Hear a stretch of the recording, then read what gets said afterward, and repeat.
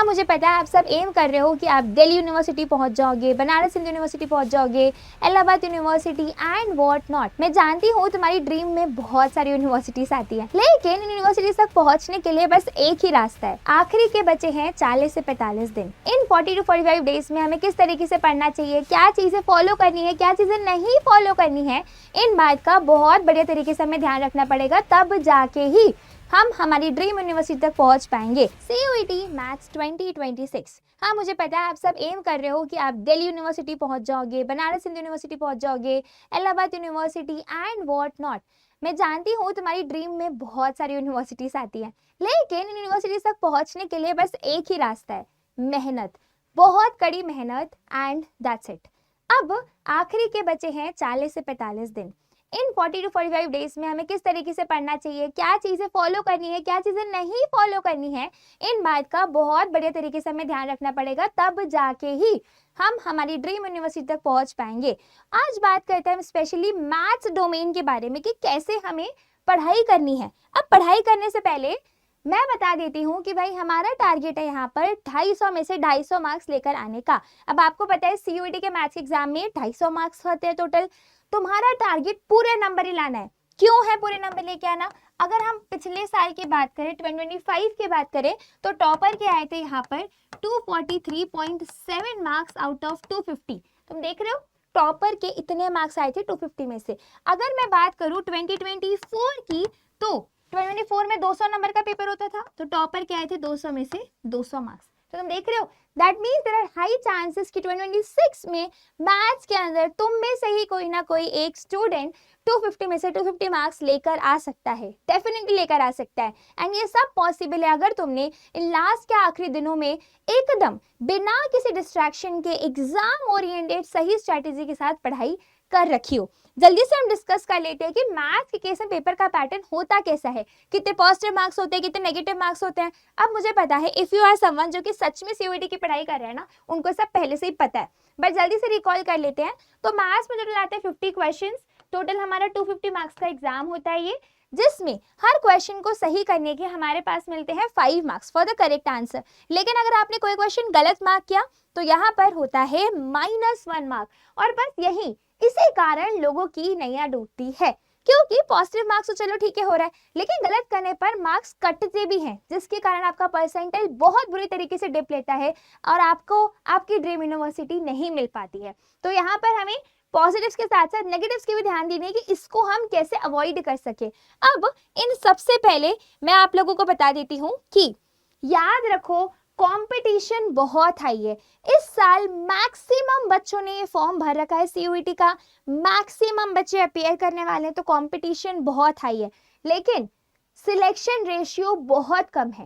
Competition जितना high होता जा रहा है सिलेक्शन रेशियो उतना ही रह रहा है, तो सिलेक्शन का रेशियो कम है, तो कैसे तुम अपनी जगह बना सकते हो, तुम अपनी ड्रीम यूनिवर्सिटी के अंदर, अपने ड्रीम कॉलेज के अंदर।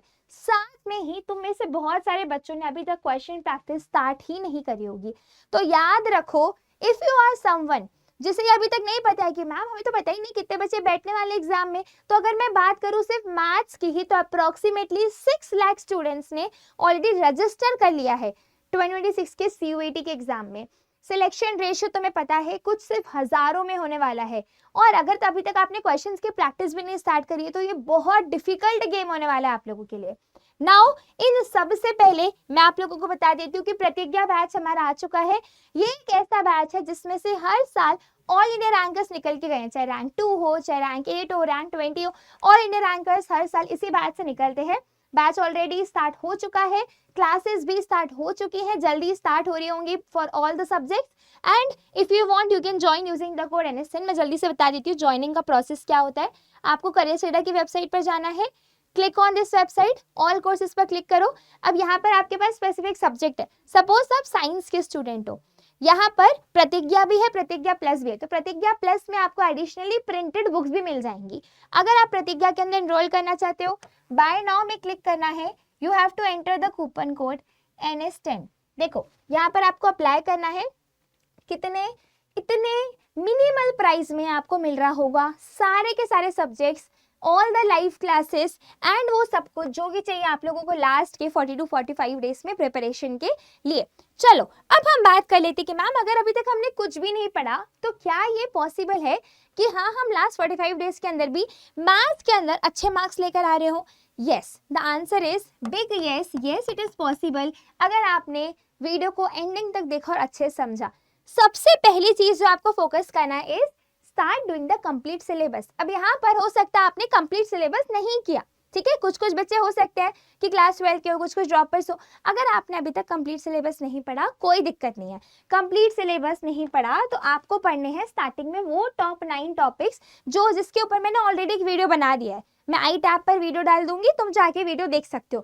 तो शुरुआत करो इन 9 टॉपिक्स मतलब इन 9 चैप्टर्स से, और ये वो चैप्टर्स है जो कि मैक्सिमम वेटेज रखते हैं और साथ में इजी टू सॉल्व भी होते हैं। तो तुम्हें शुरुआत इन 9 चैप्टर से करनी है। इसके बाद फिर चैप्टर हमने पढ़ लिया, नेक्स्ट क्या करना है, नेक्स्ट हमें करना है बहुत सारे क्वेश्चंस की प्रैक्टिस। अब क्वेश्चंस की प्रैक्टिस से कहाँ से करेंगे? सबसे बेस्ट रिसोर्स है आपके पास PYQs। PYQs are like your Bible. तुम उसको जितनी बार पढ़ोगे उतनी बार कुछ नया सीखने को मिलेगा। याद रखो कि CUT जैसे एग्जाम में जहाँ हमें 50 क्वेश्चन 1 घंटे के अंदर सॉल्व करने हैं, स्पीड के साथ साथ हमें टाइम का भी ध्यान देना है और एक्यूरेसी का भी ध्यान देना है, ठीक है। तो कम टाइम में ज्यादा क्वेश्चंस को स्पीड में सॉल्व करना है लेकिन गलत नहीं करना है। तो एक्यूरेसी को भी ध्यान दो, क्योंकि याद रखो गलत किया तो ऐसा नहीं होगा कि चलो ठीक है कोई बात नहीं गलत हो गया, नो, आपके नेगेटिव मार्क्स आपको मिल रहे होंगे। सो PYQs बहुत सारे क्वेश्चंस है आपके पास यहाँ पे। अपार्ट फ्रॉम दैट आपके पास NCERT है, या फिर आप NCERT एग्जाम प्ले के थ्रू भी हेल्प ले सकते हो। You can get many questions, ठीक है।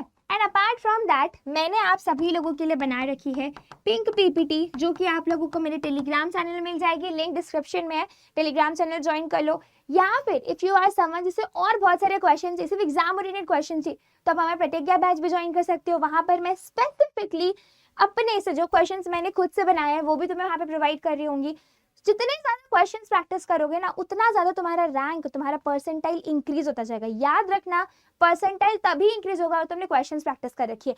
पढ़ाई सब कर लेते हैं बेटा, पढ़ाई करने में कोई बहुत तीर मारना नहीं, क्योंकि क्लास 12 में सबने करी होती है, क्लास 12 में सबने पढ़ा होता है। बात यहाँ आती है कि क्लास 12 में जिसमें सब्जेक्टिव क्वेश्चंस कर रहे होते थे 2 मार्कर 3 मार्कर 5 मार्कर, वहां पर आपने स्टेप मार्किंग भी आपको मिलती थी, तो कुछ तो भी लिख दिया तो आपको मार्क्स तो मिल जाते थे।